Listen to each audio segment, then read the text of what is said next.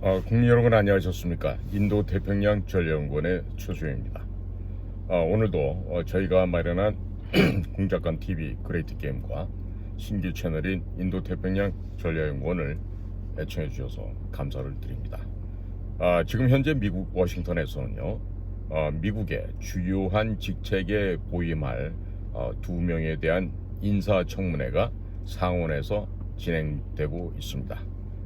그 하나는 트럼프의 충성파라고 하는 그렇게 별명을 붙여 있는 사람들이 있어요. 다름이 아닌 FBI 연방수사국이죠. Federal Bureau Investigation FBI의 국장으로 지명된 캐시 파텔이라는 사람과 그리고 DNI Director of National Intelligence 국가정보장이라고 하는 직위에 있는 털시 게버드라고 하는 43세 된 여성 DNI와 44세가 된 남성 캐시 파텔 FBI 국장에 대한 인사청문회가 지금 진행되고 있습니다. 자, 이런 사람들에 대해서 지금 뭐라고 별명이 붙여져 있냐면요, 트럼프 충성파다 혹은 부정선거 확신파다, 이런 별칭이 이 캐시 파텔과 털시 게바드에 따라붙고 있습니다. 왜 그런가 하니 따라 보니까 과거 캐시 파텔 지금 지명자가 집권하게 되면 2020년 사기 대선 관련자들을 추적할 것이다. 그리고 하와이를 배경으로 해서 연방 하원을 4번씩이나 했던 이 털시 게버드 국가정보장은 북한 핵은 미국 안보의 중대 위협이다. 그리고 내 고향 하와이도 사정거리 안에 있다 라고 하는 언급을 하는 것들이 지금 언론의 주목을 받고 있습니다. 자, 그러면 이 캐시 파텔 FBI 국장 지명자는 어떤 사람인가 잠깐 보면요, 이 사람은 인도계 이민자 2세입니다. 그리고 트럼프 행정부 1기 때 주요 직책으로 능력을 인정받아왔던 사람입니다. 그래서 이 사람은 지금 이번에는 연방수사국 FBI의 국장으로 지명이 된 것이죠. 특히나 이 캐시 파텔 같은 경우는 부정선거 문제에 대해서 아주 강한 공감을 하면서 트럼프와의 신뢰를 쌓아왔던 사람 중에 한 사람입니다. 그리고 2023년에 한 팟캐스트에 출연을 해서 2020년 대선을 사기, 거짓이란 얘기입니다. 사기로 규정하면서 트럼프 재집권 시에 관련자들을 추적하겠다라고 공언을 한 바가 있습니다. 한편 그 하와이 연방 하원 의원 출신인 이 털시 게버드, 이 DNI 지명자 같은 경우는 앞으로 미국이 보유하고 있는 16개의 국가정보기구가 있죠. 그 16개의 정보기구의 대표 수장이 되는 겁니다. 그래서 그 자리를 국가정보장 DNI라고 하고 있죠. 이 털시 게버드 같은 경우는요, 대단한 카리스마를 보유한 사람이에요. 아마도 앞으로 최초의 미국에서 여자 대통령이 나온다 했을 경우에 바로 영순입니다. 그런 아주 그 카리스마가 있고, 그리고 두뇌가 몹시도 명석한 그런 여성이에요. 그런데 이렇게 미모의 여성이기도 하지만 이 털시 게버드는 군복무를 이미 20년이나 했습니다. 그리고 지난번 4년 전에 민주당 대통령 경선에까지 출마를 했지만 민주당에 그 부패하고 퇴보하는 현실에 실망을 하였고, 2024년도 작년이죠. 작년 하반기에 공화당에 입당을 했고, 특히나 RFK 주니어, 로버트 케네디 주니어와 같이 보조로 맞춰서 적극적으로 도널드 트럼프를 지지를 해왔던 사람이기도 합니다. 자, 지금 살펴보건대 도널드 트럼프 대통령은 제2차 제2기 트럼프 행정부 주요 인사에서 확고한 방향성과 그리고 실천 의지를 지금 드러내고 있습니다. 트럼프가 마르코 루비오 국무장관, 피트 헤그세스 국방장관, 마이크 월츠 국가안보 보좌관 등 외교 안보 라인을 대중국 강경파로 채우고 있습니다. 그리하여 미국과 중국 사이에 군사력 초격차를 복원하고 미군 재건을 촉명한 가운데 이 현재 지금 2명의 정보수장 지명자들이 새삼스럽지만 세간의 눈길을 끌고 있습니다. 연방수사국 Federal Bureau of Investigation FBI 수장과 국가정보장으로 번역되는 DNI Director of National Intelligence 이 인사에는 털시 게버드를 임명을 하면서 21세기의 하이브리드 전쟁의 한 축이라고 할 수 있는 정보 전쟁을 향한 도널드 트럼프 대통령의 각오가 선명하게 드러나고 있습니다. FBI 국장의 캐시 파텔 44세, DNI의 털시 게버드 43세 모두가 부정선거 문제에 대해서 아주 강한 공감을 트럼프와 함께 해온 사람들입니다. 특히 캐시 파텔은 과거사와 관련해서도 성역 없이 털고 수사할 것을 예고해 왔습니다. 그래서 이에 대한 기대와 두려움을 모두 모으고 있는 아주 화제의 인물이기도 합니다. 여기에는 중국 우한에서 발생했던 중국 폐렴, 중국 우한 폐렴을 서방에서는 코로나19라고 불렀지만 이 문제 또한 포함될 것으로 전망이 됩니다. 지금 현재 상원은 공화당이 53대 47로 다수당을 점유하고 있고 이 가운데 공화당의 반란표만 안 나온다고 하면은 인준안은 통과될 것으로 전망이 되고 있습니다. 지난 4년간 이름만 공화당원, 그 라이노라 그러죠. RINO, Republic in Name Only라고 하는 이런 라이노들의 지금 공화당원들이 있었는데요. 이렇게 라이노 이름뿐인 공화당원들이 소위 트럼프를 반대해 왔었습니다. 그런데 이런 부류의 인종들이 이번 선거를 통해서 모두 퇴출이 되었습니다. 그렇기 때문에 이 중국의 위험성에 대해서는 이런 초당적인 합의가 뚜렷하게 됐습니다. 그러니까 반란표의 가능성은 현저하게 낮아졌거나 거의 없다고 봐도 무방할 것으로 전망이 됩니다. 자, 현지 시간 1월 30일 캐시 파텔의 상원 인사청문회에서는 예상대로 민주당 측의 총공세가 뜨거웠습니다. 특히 2021년 1월 6일 워싱턴 DC 의사당 사태를 둘러싼 소위 J6라 그러죠. 혹은 January 6th라고 하는데 이 의사당 사태를 둘러싼 날선 질문들이 쏟아져 나왔습니다. 2020년 11월 대선에서 투표, 개표 공정성을 의심한다면서 미국 전역에서 모여든 사람들은 얘기하지 못했던 사태에 휘말려서 사상자가 발생했습니다. 당시 총상을 입고 사망했던 한 여성도 있었죠. 자, 그래서 이 사건의 관련자 1,500여 명을 트럼프 대통령은 취임식 당일 사면 내지는 감형의 행정명령 서명을 했습니다. 이기제큐티브 오더라 하죠. 그 행정명령에 서명을 한 것이죠. 그 가운데는 20년형을 바꿔서 복역 중인 경우도 있었고, 자, 이런 정말 어처구니없는 일이 벌어졌었습니다. 그러니까 4년 전 2021년 1월 6일날은요 FBI 요원들이 민간 복장을 하고 최소 26명 이상이 그 사람들 인파 사이에 섞여 들어가서 선동 선전을 했다는 것이죠.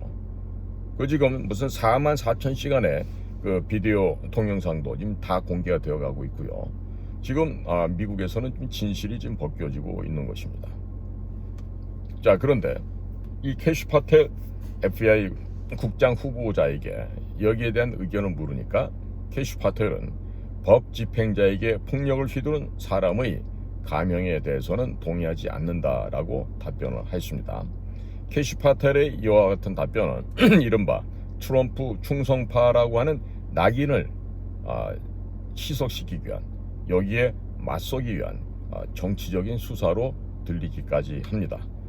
자, 국내외 주요 언론들이 트럼프 2기 인사들을 마치 개인적으로 충성심으로 무장된 사람인 양 몰아갈 때 쓰는 말이 있습니다.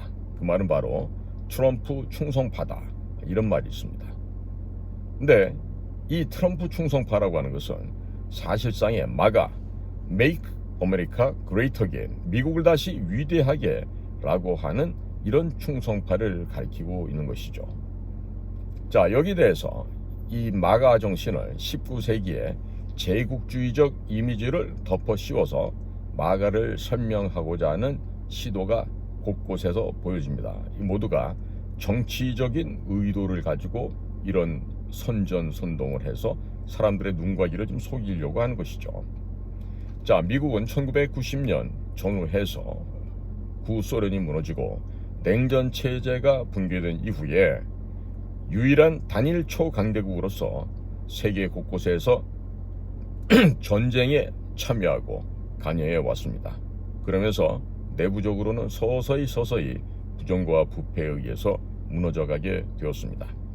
천문학적인 미 행정부의 예산이 해외에서 낭비되고 있는 동안 소위 문화적 막시즘이라고 하는 PC주의, Political Correctness, 정치적 올바름주의와 그다음에 워키즘, 깨어있는 시민의식이라고 하는 깨시즘주의, 이런 정신들이 부패하고 잘못된 것이지만 이와 같은 잘못된 정신들이 미국 전역에 확산이 되어 왔고, 그러는 가운데 미국의 현대사가 악마화되는 이 아주 중병을, 아주 암덩어리보다 더한 병을 앓게 되었고 중증까지 지금 떨어지게 되었던 것입니다. 자, 2000년대 초에 아들 조지 부시 대통령 시절입니다. 그 당시에는 공화당의 네오콘들과 민주당의 리버럴들이 중국 투자와 방위 산업이라고 하는 이 양대 산맥에서 이해관계를 함께 해왔습니다. 자, 이때 이후로 미국 사회는 진보라는 이름으로 본격적으로 좌경화하기 시작하였습니다. 그러한 배경 아래에서 2008년 버락 오바마 정권이 등장을 했고, 이후 8년간 미국 내에서 기독교 국가인 미국의 정체성이 상당히 지워지게 되었습니다. 메리 크리스마스, 즐거운 성탄절이란 말 대신에 해피 홀리데이, 행복한 휴가라고 이렇게 말을 바꿔 쓰게끔 했고, 그리고 남녀 간의 생물학적인 차이를 없애버렸습니다. 기존의 성소수자 LGBTQ에 추가된 Q라고 하는 것, Q는 이게 뭐냐? 본인도 자기의 성별을 모르겠다는 뜻이고, 그리고 X, 그때 성이 바뀌는, 그때 다르다는 뜻입니다.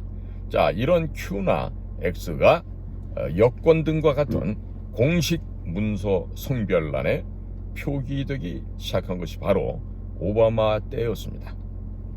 중국 공산당과의 연대 속에서 미국과 중국의 엘리트들이 거대한 부와 명예를 쌓는 동안 미국 사회의 양극화가 가속화되었습니다. 중국의 고도성장과 미국의 중산층의 몰락은 동전양면과 다름이 없었습니다. 인사청문회장에서 캐시 파텔 신임 FBI 국장은 FBI가 트럼프 정적에 대한 보복 도구로 사용될 위험성이 지적이 되자 캐시 파텔은 모든 FBI 요원은 정치적 응징으로부터 보호받을 것이라고 강조했습니다. 아울러 국장 재임 기간 중 오로지 사실과 법률에 기반해서 수사할 것이다. 그리고 정적 리스트 등은 존재하지 않으며 퇴행적 행동을 하지 않을 것을 다짐하였습니다. 트럼프가 총 10년간의 임기에 상당 부분이 아직 남아 있었던 전임 FBI 국장 크리스토퍼 레이 국장을 자진자발적인 사퇴로 내몰았습니다. 그러면서 형식은 크리스토퍼 레이가 자진 사퇴하는 것으로 이렇게 결론을 맺게 되죠. 그러면서 발탁한 사람이 바로 이 캐시 파텔입니다. 그러니까 이 야당 민주당 의원들이 이 캐시 파텔에 대해서 불만과 불평을 노골적으로 드러냈습니다. 자, 일리노이주에서 민주당 상원의원이 된 딕 더빈이라는 사람은 이 캐시 파텔에 대해서 FBI를 이끌고 갈 경험도 자질도 판단력도 갖추지 못했다. 자신의 정치적 불만에 잠식당할 사람이 아니라 임무의 엄중함을 이해하는 FBI 국장이 필요하다고 목소리를 높였습니다. 지금 민주당 상원 의원뿐만 아니라 도처에 깔려있는 민주당 성향의 사람들은요, 지금 굉장히 공포와 두려움에 떨고 있다 그럽니다. 자, 이 캐시 파텔은 어떤 사람인가? 이분은 인도계 이민자 2세입니다. 그리고 트럼프 일기 때 백악관에서 국가안전보장회의 NSC의 대테러 담당 선임 국장을 역임했고 DNI실 수석 부국장 그리고 국방장관 대행 비서실장 등을 역임한 바 있었습니다. 트럼프 인사에는 능력주의와 부정선거 공감대가 중요하게 작용한다는 공통점이 있습니다. 자, 트럼프 제2기 다른 강력급 인사들처럼 캐시 파텔 역시 누구보다도 부정선거 문제를 둘러싸고 강한 확신을 내비쳐 왔습니다. 캐시 파텔이 바이든 행정부 출범 이후 제야에 있던 2023년 12월 한 팟캐스트에 출연하여 2020년 대선을 사기라고 규정을 하며 트럼프 재집권 시에 바이든 승리를 도운 언론인 등을 추적할 것을 이미 공언하기도 하였습니다. 한편 같은 날 털시 게버드 국가정보장 DNI 지명자 인사청문회에서는 안보와 관련된 질문이 많이 나왔습니다. 털시 게버드는 미국의 대북 정책 우선순위와 관련하여서 핵무기와 미사일 프로그램 위협 경감에 초점을 맞춰야 한다. 그리고 생애 대부분을 아시아 태평양 지역에서 보냈기 때문에 북한의 미사일, 핵 능력 강화에 특별한 시각이 있다고 언급을 하였습니다. 이런 대목은 미국인들의 갖고 있는 실존적인 공포를 대변해 준다라고 할 수 있겠습니다. 2018년 1월 하와이주에서 실수로 탄도 미사일 경보가 발령되어서 일대 혼란이 발생된 바가 있었습니다. 자, 털시 게버드는 이어서 정보 공동체, 보통 16개 국가 정보 공동체라 그러는데요. 이걸 보통 우리가 National Intelligence Community, 국가 정보 공동체라고 얘기합니다.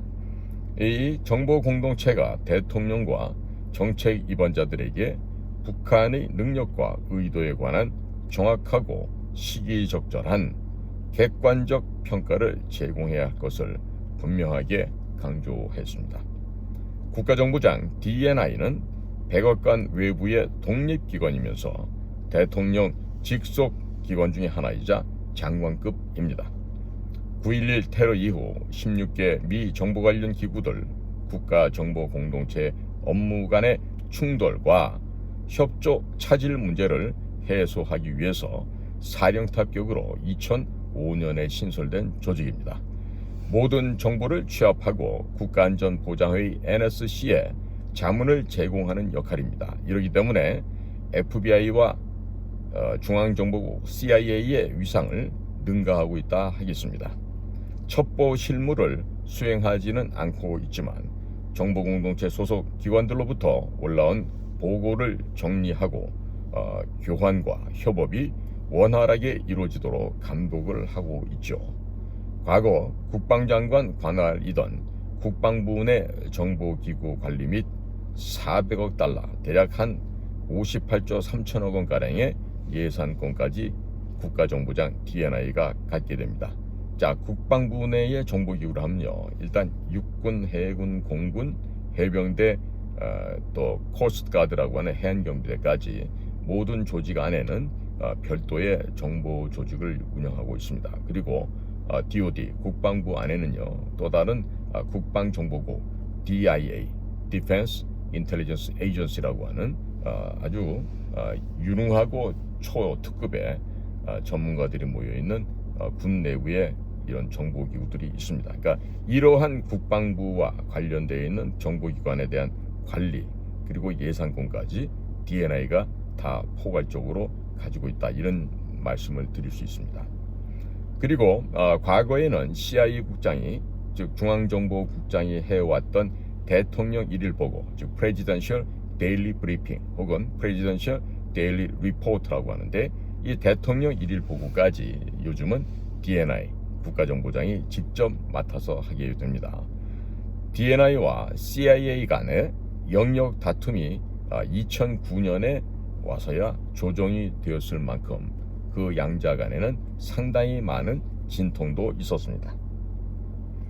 CIA 국장은 수석 대변인의 외국 파견권에 정권을 가지고 있지만 전체적인 CIA의 통솔은 DNI가 하고 있습니다. DNI가 CIA 주도하는 첩보작전 관련 회의에도 참석을 하고 CIA 국장의 백악관 브리핑에도 배석을 합니다. 의회에 불려 나와서 행정부를 대표해 발언을 하는 것도 CIA가 하는 것보다 DNI가 하는 것이 훨씬 많습니다. 그리고 백악관도 CIA가 DNI의 모든 첩보 활동을 보고하고 주기적인 조정을 받도록 했습니다. 모든 회의에 CIA 국장이 자동 참석하는 것 이것 옛날 울시 시절에 지나지 않죠. 이젠 옛말이 되어버렸습니다. 필요할 때에는 DNI가 정보 공동체 중 최적합 기관을 골라서 편성하게 되었는 것이 오늘날의 변한 현실이기도 합니다. 털시 게버드 DNI 지명자는 카리스마를 보유하고 있고 명석한 두뇌를 구비하고 있을 뿐만 아니라 독특한 이력으로 주목을 받아왔습니다. 20년 이상 여성이지만 미군에서 복무를 해왔고 쿠웨이트 파병 최초의 미국 여군이자 여러 나라에서 훈장을 받은 예비역 중령이 됩니다. 하와이주의 사선 하원 의원으로서 2020년 민주당 대선 경선까지 출마했지만 좌경화되고 특권화된 민주당에 깊이 실망을 했습니다.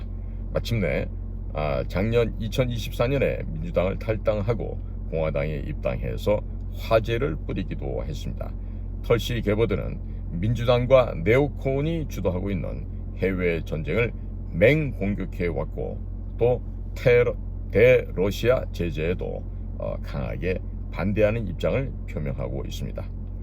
서면 답변을 통해서 털시 게버드는 향후 5년간 미국의 정보 공동체가 관심 가져야 할 국가 안보의 주요 위협이 무엇인가 라고 하는 질문에 가장 시급한 과제로서 이슬람 테러의 국내 위협, 잠복 중인 적국의 공작원, 이 중국에 해당됩니다. 이것도 감춰진 수백만 명의 불법 이민자 유입, 여기도 중국이 포함되어 있고요.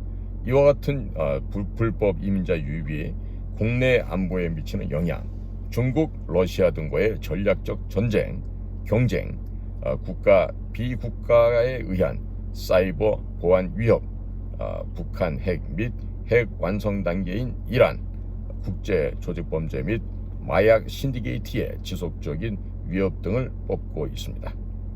대북정책 우선순위에서 털시 게버드가 핵무기 및 미사일 프로그램으로 인한 위협을 줄여 미국의 국가안보 이익에 초점을 맞춰야 한다.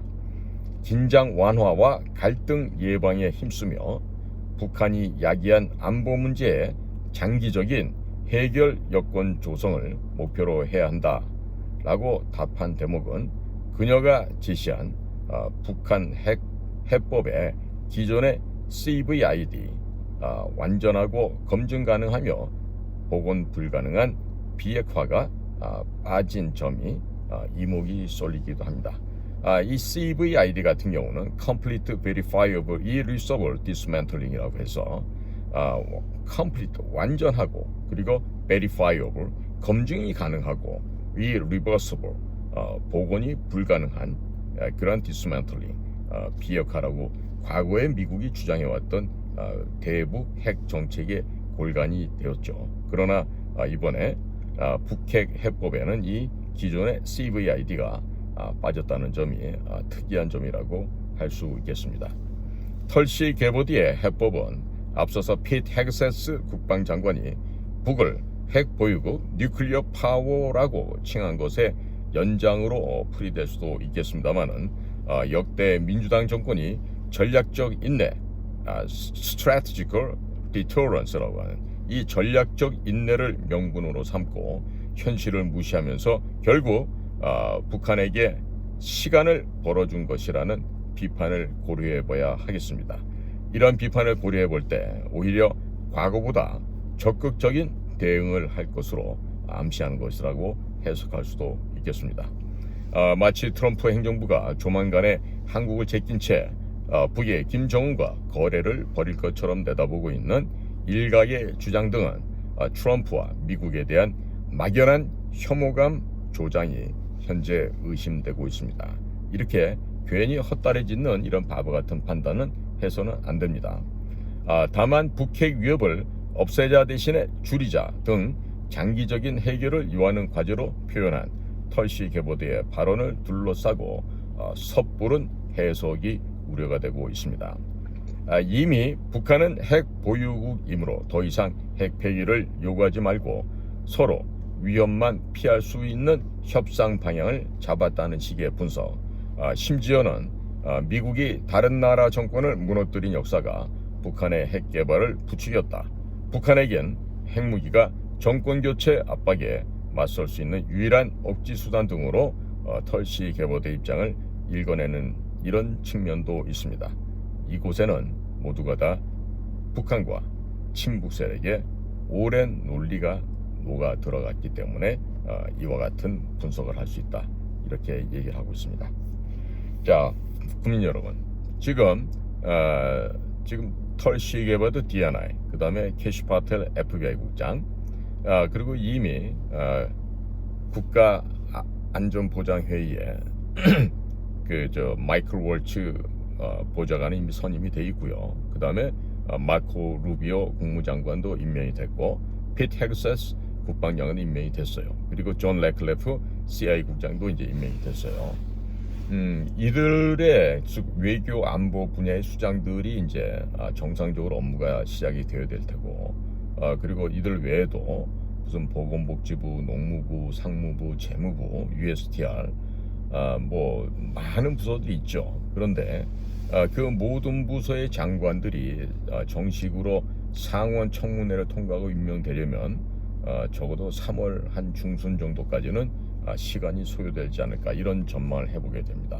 자, 따라서 지금 현재 국민들 마음속에는 어서 속히 윤석열 대통령의 현장 복귀, 즉 한남도 공간으로 돌아오고 대통령 업무 복귀하는 걸 갖다가 지금 간절하게도 소망하고 계시는데, 결국 이번 수원에서 붙잡힌 중국의 비밀 요원들, 중국에서 비밀리에 한국으로 파견 나와서 선거 관련해서 전 세계를 상대로 여론조사 조작을 하고 또 사전투표와 당일투표를 통한 대한민국에서 생산한 전자투표기, 전자개표기를 가지고 장난질을 쳐왔던 이런 범죄 집단들이 있었습니다.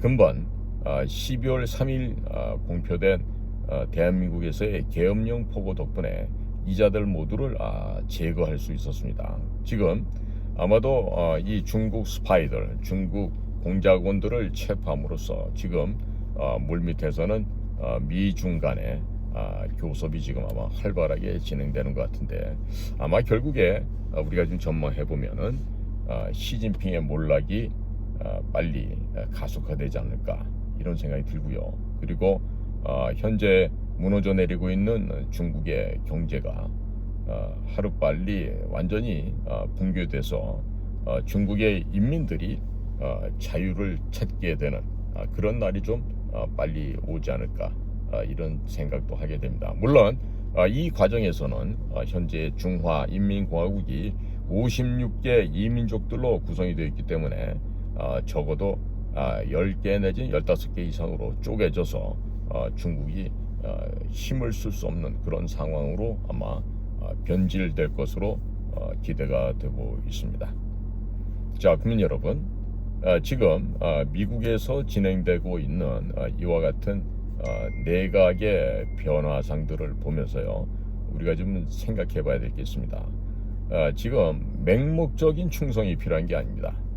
지극히 합리적이고 이성적인 기준과 판단에 의거해서 미국이 지금 움직여가고 있는데 그것을 깨닫지 못하고 함부로 그러니까 주관적인 판단이라고 얘기해야 되겠죠. 객관적인 판단보다는 그리고 섣불리 이렇게 막 소리 내고 이런다고 뭔 일이 되는 게 아니에요. 네? 이번에 지금 체포된 중국 스파이들은요, 그들의 처분을 갖다가 지금 누가 그 관할권을 갖고 있습니까? 소위 그 칼자루라고 하는 것을 미국에서 지금 잡고 있습니다. 그런데 여기서 지금 가장 저는 염려되는 게 윤석열 대통령의 신뢰도, 윤석열 대통령에 대한 미국의 믿음이 과연 어느 정도일까라고 하는 것입니다. 자, 왜 이런 걱정을 하냐면요, 이미 미국은 한반도에서 벌어졌던 여러 가지 상황에 대해서 분명하게 지금 파악을 하고 있습니다. 예를 들어서 지난번에 2022년도 대통령 취임하던 그 해도요, 6월 28일 날 미국의 저승사자라고 불리우는 재무부 안에 브라이언 넬슨이란 차관이 다녀갔어요. 그분은 뭐 하는 데냐면요, 테러 금융정보국이라는 데가 있습니다. The Office of Terrorism and Financial Intelligence라고 하는 이런 그 조직이 있는데, 그곳이야말로 소위 전 세계를 상대로 이 금융 범죄를 하고 있는 그런 아주 복잡하고 고차원의 범죄 조직단들을 제거하고 제압하고 체포, 구속 기소하고 벌을 주는 그런 조직인데, 그때도 보면은 그 넬슨 재무부 차관이 한국에서 그 특이한 행보를 벌였어요. 뭐냐면 바로 예정돼 있지도 않은 이튿날, 자, 오늘 카카오 좀 갑시다 이래갖고요, 카카오를 판교에 있는 카카오 본사를 갑니다. 그리고 거기서 여러 가지를 보고 갔어요. 이 얘기는 뭐냐면 알리페이가 중국에서 이용하듯이 우리는 또 카카오페이를 이용하잖아요. 그러니까 이와 같은 방식으로 돈이 어디로 어떻게 흘러갔다는 것을 상당 부분 지금 범증을 갖고 왔다는 뜻이 됩니다. 그리고 작년에도 똑같은 6월 28일 날 DNI, 미국의 에브리얼 하인스라고 하는 여성 국가정보장이, 그 바쁜 사람이 서울을 방문해서 윤석열 대통령을 만나고 왔어요. 자, 그런데 왜 제가 지금 미국의 신뢰도가 우리나라 정부, 특히나 윤석열 대통령에게 높지 않을 수 있다, 그러니까 높지 않다라고 지금 염려가 되는 거는요, 무엇보다도 간첩 문재인을 갖다가 잡아놓지 않은 점에 있습니다. 간첩 문재인을 그대로 자유롭게 방임해놓고 자그마치 경호원을 65명이나 붙여주면서 지금 호위무식을 하게끔 그대로 뒀다라는 것이죠. 뿐만 아닙니다. 문재인의 여러 가지 범죄 행각 중에 대외 경제 지원금이라고 하는 EDPF를 활용해서 북에다가 돈을 한 6억 달러 정도 보낸 것을 미국은 이미 파악하고 있고요. 그리고 방송국 위성 중계 차량과 고가의 방송 장비들이 북에 무슨 공연한다고 넘어가고, 뭐 이전에는 뭐 김대중이 간다고 뭐 노무현이 간다고 가져갔다가 모조리 다 놓고 왔는데, 그와 같은 그 위성 중계 차량과 위성 장비들이 전부 다 북에서 쏘고 있는 미사일의 이동형 관제탑 역할을 하고 있다는 것이죠. 자, 이런 부분에 대해서도 대한민국 검찰, 경찰, 뭐 공수처 어디서도 조사를 하지 않았습니다.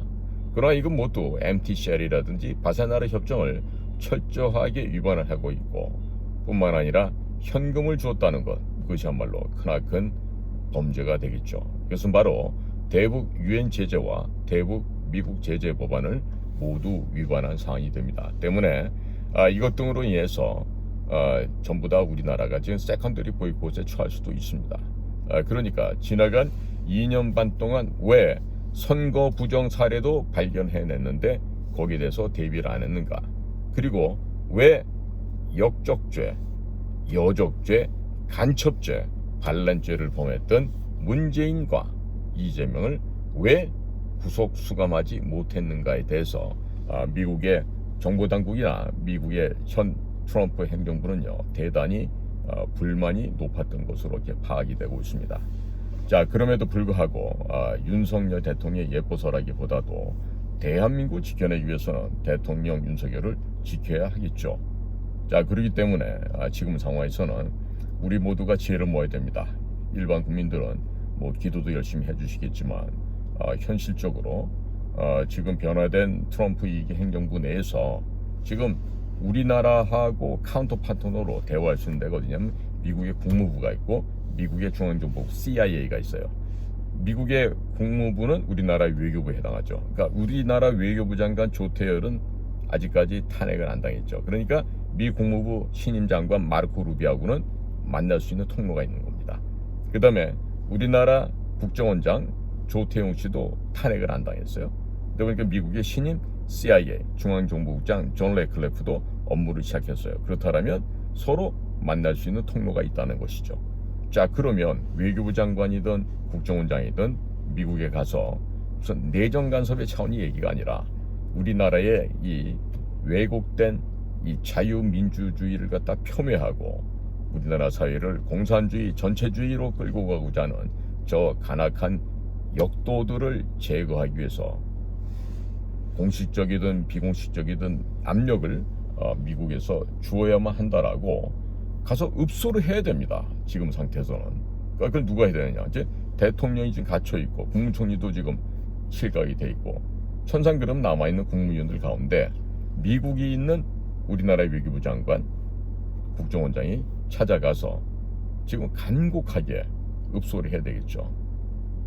과연 이분들이 최소한도 애국심이 있고 정상적인 이성을 가진 사람들이라면 그와 같은 행동을 해야 되지 않겠습니까? 한번 기대를 해보고요. 그리고 일반 국민들도요, 나라가 위기에 빠지는 게 맞는데요, 그 괜히 흥분들해서 경거망동하지 말기 바랍니다. 괜히 본인의 능력이 얼만큼 되는지 알지도 못하면서 그런 식으로 저런 식으로 해서 괜히 언행을 함부로 경박하게 그렇게 하지 않는 것이 본인들을 위해서도 중요합니다. 그러니까 무슨 흥분해서 열정은 좋지만 그 이치에 닿지도 않는, 그리고 현실적으로 능력도 안 되는 상황에서 뭘 해보겠다고 껄떡거리게 되면은 오히려 본인들에게도 해가 돌아갈 수 있습니다. 특히나 무슨 집회를 한다 뭘 한다 이러면서 국민들한테 삥 뜯는 거, 이거 아주 안 좋은 버릇이에요. 예?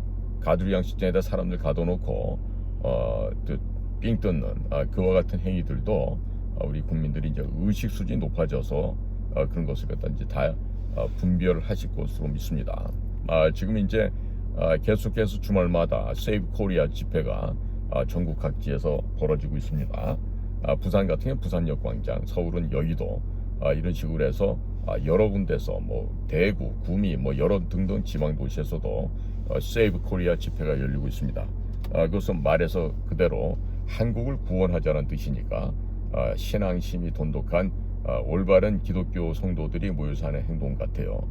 그러나 이런 순간에도 성령 하나님만 잘 믿으면 됩니다, 말씀만 잘 따르면 됩니다 하고 교회 안에서 지들끼리 구원받겠다고 이러고 헛소리 짓거리는 목사들, 기독교인들이 여전히 있겠죠.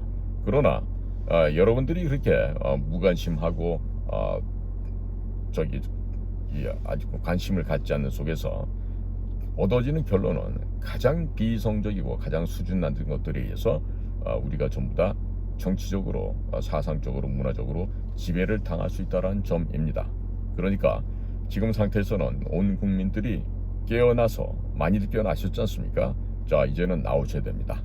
자, 꼭 기독교인들은 나올 게 아니라 세이브 코리아 같은 그런 정말 순수하고 뜨거운 모임에 나오셔서 국민들의 뜻을 모으고, 특히나 여의도에서 모입니다. 세이브 코리아 같은 경우는 즉 여의도 저 돔 속에 있는 저 악충들, 해충들, 밥만 처먹고 있는 저 기생충들을 몰아내고 일단 어떻게 보면은 저 건물 자체도 부숴야 되죠.